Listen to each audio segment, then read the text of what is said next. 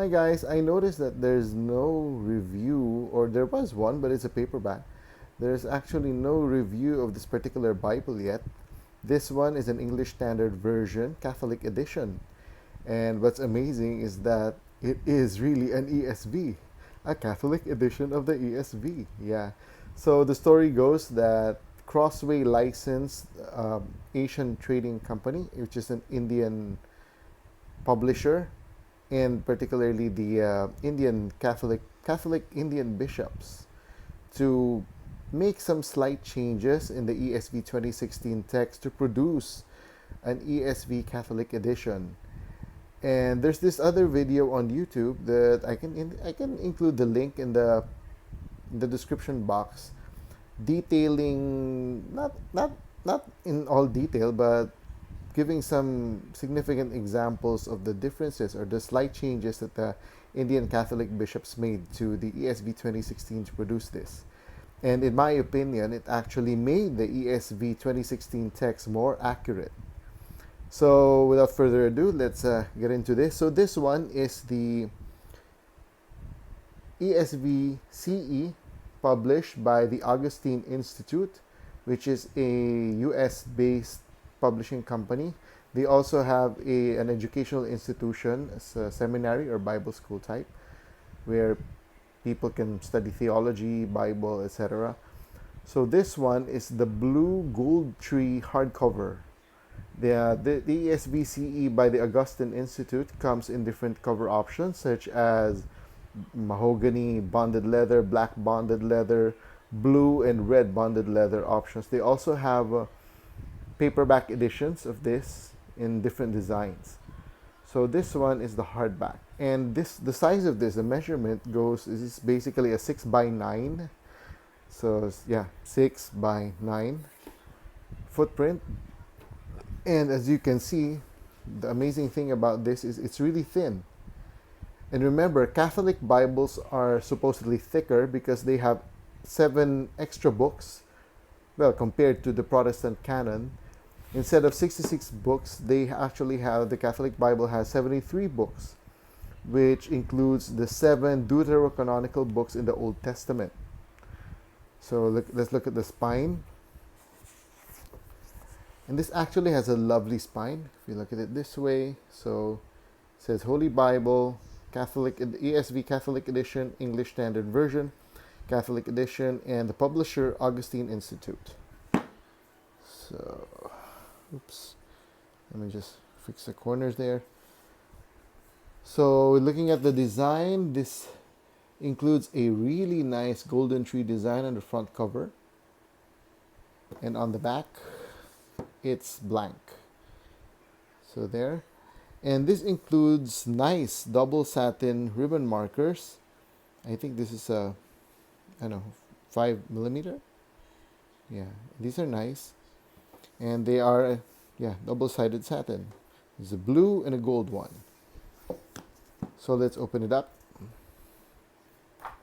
So it comes, as with any other hardcover, it comes with a paper paste down liner and end sheet. And there's after turning that, there's a cardstock and another cardstock where I stamped my name. And after that is the title page. After the title page, we have here about the Augustine Bible. By the way, this one was originally known as the Augustine Bible, but later on they removed that nomenclature because it tends to be confusing. Because this Bible is just a purely text Bible and does not include study notes by St. Augustine himself. But it would be cool to have such a Bible, though, but unfortunately this one doesn't. And it's fine. They just called it the Augustine Bible because it was published by the Augustine Institute.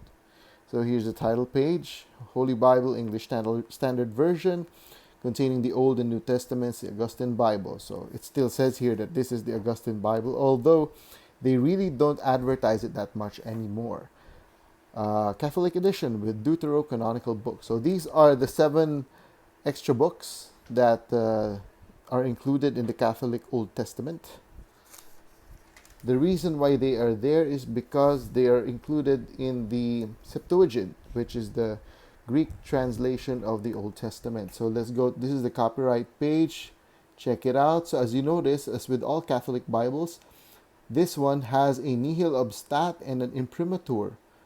Nihil obstat means nothing hinders. Imprimatur is the stamp of the cardinal or the bishop to go ahead and print the Bible, and assuring that there are no errors, doctrinal errors, as far as the Catholic Church is concerned. So we see here the different editions of this Bible, different cover options rather. Yeah, the black bonded leather, red bonded leather, blue bonded leather, mahogany bonded leather, and all the other cover options that I mentioned earlier. So this one is, as I mentioned earlier, again, was based on the 2016 ESV text, in which the Indian Catholic bishops slightly edited or made some changes. So this is the 2017 with the Deuterocanonical books, and the copyright is, this one is printed in 2020. All right, so 2017. Okay, and the good thing about this is this Bible was printed in Italy. I know a lot of the American folks here would be glad to see this, but not that there's anything wrong with China printed Bibles. They're fine. So this is the table of contents. And turning the page, we have the alphabetical list of books and the foreword to the ESV Catholic Edition Bible. Now, if you don't have this yourself, if you haven't seen one, if you haven't read it, then I highly suggest that you read this foreword, because the foreword tells you a lot about and also the preface tells you about how this Bible was produced. And this is the preface to the ESV Bible. So same thing, if you haven't read the preface to the ESV Bible, then this is a must read. It tells you about the translation philosophy, how the ESV was made as a revision or an update of the RSV. So there you go. So I highly recommend that you read this stuff. And it goes on. And then there's another introduction to let us know more about this particular ESV-CE, and it has a note here about the Deuterocanonical books. For those who are not familiar, especially for Protestants who do not know what those Deuterocanonical books are, so there's a short explanation here in textual basis, textual format, the Word of God there. And we now go to the Old Testament title page and to the Old Testament. Okay, this is now Genesis. And another thing with this Bible is that this Bible, this ESV Catholic edition, is based off, let me zoom it out, is based on the ESV Thinline Bible. So as with the ESV Thinline Bible, the ESV Pew Bible, the Premium Thinline Bible, and even the Compact, I think, if I'm not mistaken, they all have the same page layout. So they have the exact same typesetting.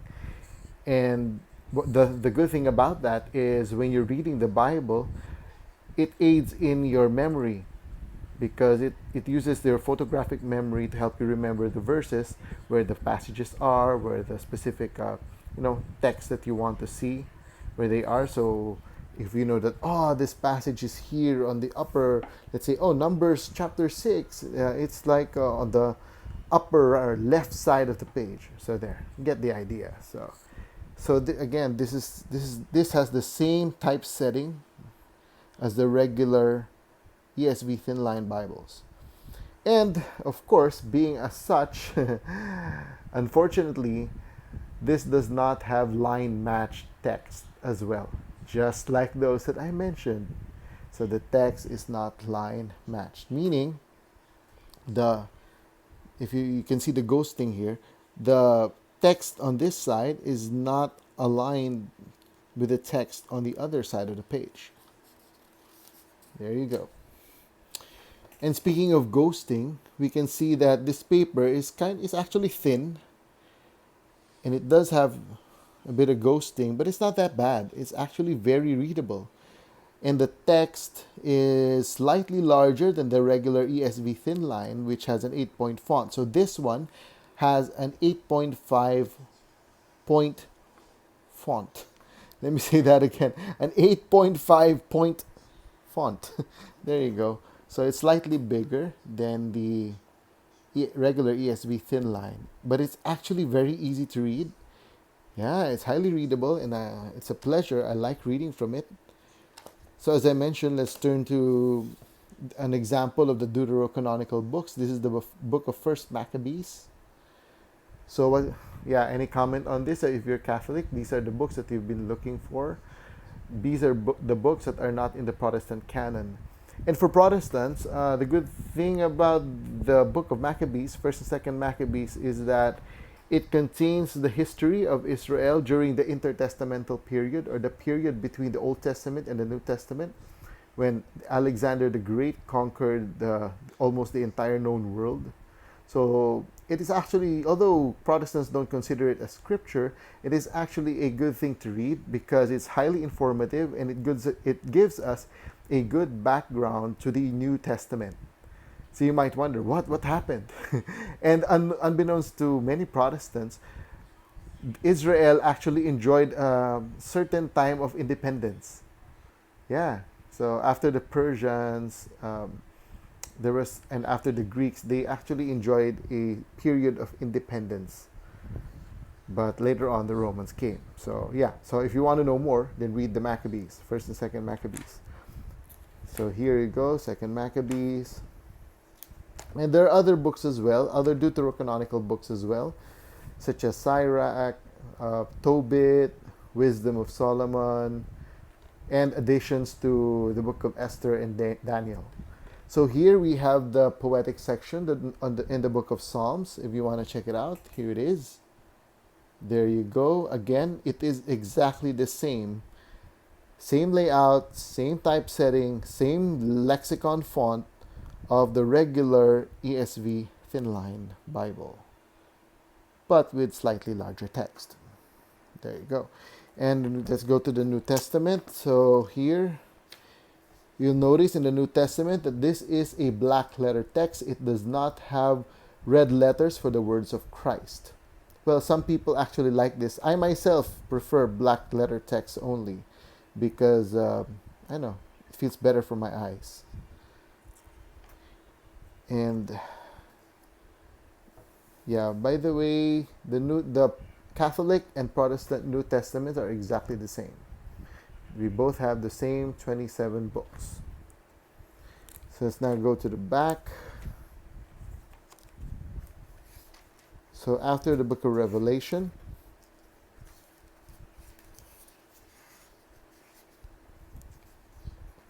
so after Revelation 22, so the Bible portion ends at page 1200. Wow, that's cool. 1200, just like the 12 tribes of Israel, the 12 apostles.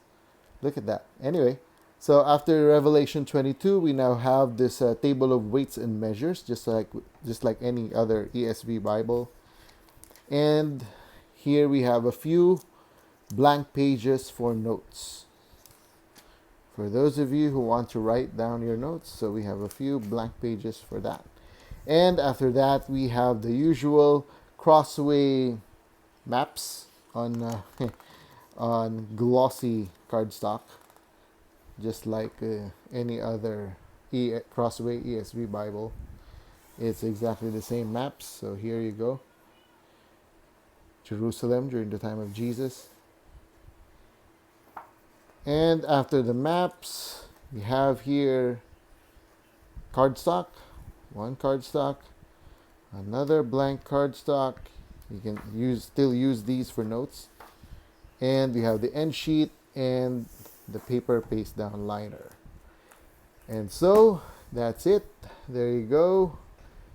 If you have any questions, just put them in the comment section and I'll be glad to answer them for you. And again, this is the ESV Catholic edition published by the Augustine Institute.